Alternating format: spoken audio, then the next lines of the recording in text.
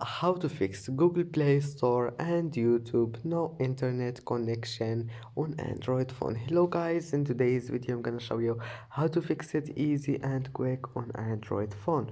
First, open settings and then type here apps. You need to find apps and then click apps again, and here just type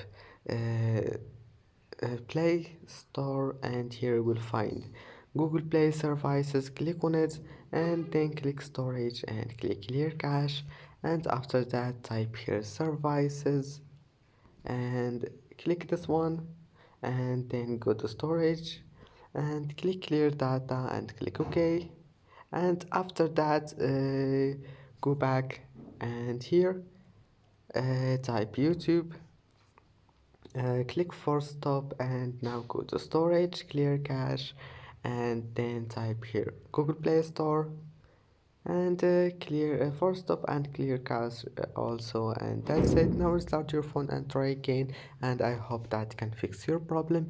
And that's it for today's video. Don't forget like and see you in the next video.